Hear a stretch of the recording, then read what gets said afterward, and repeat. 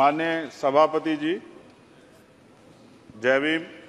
बहुजन समाज में जन्मे सभी संतों, गुरुओं, महान पुरुषों को नमन करता हूं, जिनमें महात्मा ज्योतिबा फूले, डॉक्टर बाबा साहब अम्बेडकर और मान्यवर काशीराम साहब को मैं याद भी करता हूं आज के दिन पर।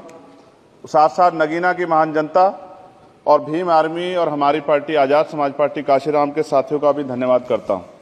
इसके बाद अपने कुल गुरु जगत गुरु सदगुरु रविदास जी महाराज को भी मैं नमन करता हूं, जिन्होंने दुनिया को लगभग 600 साल पहले बेगमपुरा शहर के रूप में दुनिया का सबसे महान लोकतांत्रिक दर्शन दिया।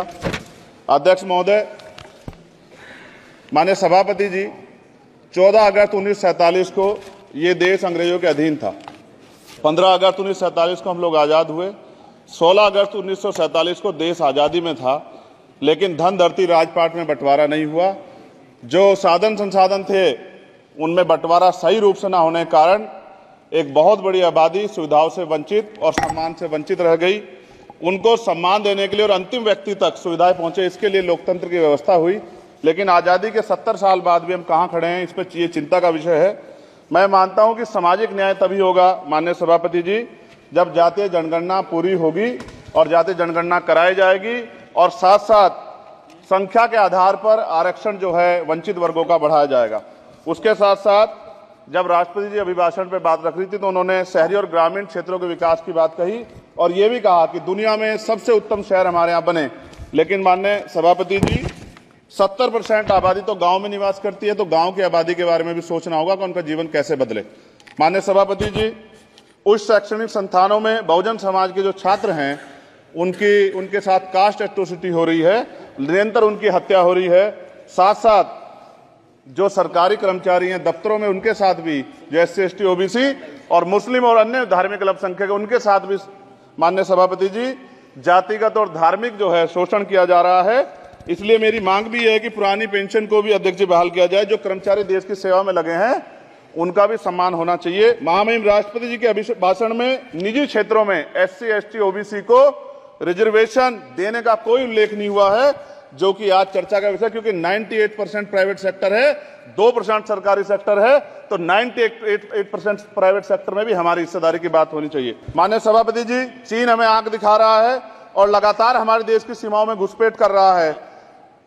इसलिए अग्निवीर योजना को हटाकर पुनः सेना भर्ती शुरू की जाए और साथ साथ भारत की सबसे प्राचीन व बहादुर रेजिमेंट में से एक चमार रेजिमेंट को पुनः बहाल करा जाए, ऐसा भी मेरा आपसे आग्रह है।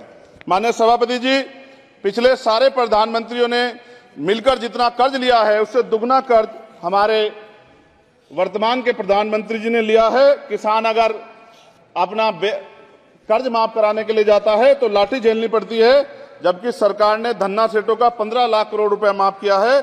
इस ओर हमें ध्यान देना पड़ेगा, हमारी आने वाली पीढ़ियों को ये कर्ज चुकाना पड़ेगा। माननीय सभापति महोदय जी, किसानों को MSP की लीगल गारंटी तथा किसानों का कर्ज माफ होना चाहिए। साथ साथ 2 अप्रैल 2018 को SC ST के बच्चों पे बहुत बड़े पैमाने पे मुकदमे लगे थे। वो हमारी लड़ाई सही थी, ये सुप्रीम कोर्ट ने माना और बाद में सरकार ने माना। वो मुकदमे तुरंत वापस होने चाहिए। माननीय सभापति जी, प्रेस जो है उस पर भी शिकंजा कसा जा रहा है।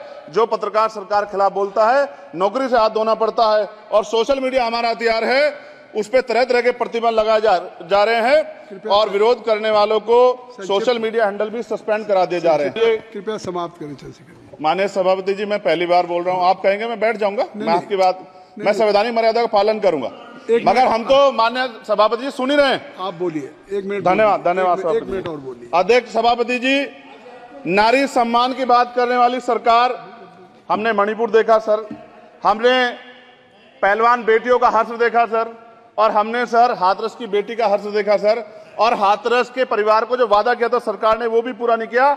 और महिलाओं में भी, स्पेशली दलित, पिछड़े और मुस्लिम वर्ग की, आदिवासी वर्ग की महिलाओं के साथ आज भी NCRB का डाटा कहता है सर जो जुल्म हो रहा है वो सहनीय नहीं है सर। साथ साथ कोविड में तैरती, हमने कोविड में बहुत सुना सर, कोविड में तैरती लाशें भी गंगा में हमने देखी है सर, और मजदूरों का हाल भी हमने देखा है। सभापति जी, बस सब समाप्त कर रहा हूं। नोटबंदी पे छोटे मजले उद्योग की जो कमर टूटी वो भी हमने देखी है। सभापति जी, शैक्षणिक संस्थानों, विश्वविद्यालयों में, चिकित्सा संस्थानों में OBC ST के योग्य अभ्यर्थी को NFS करके जिस तरह निकाला जा रहा है, लेटरल एंट्री करके जिस तरह हमारे रास्ते बंद किए जा रहे, ये भी हम देख रहे हैं सभापति जी।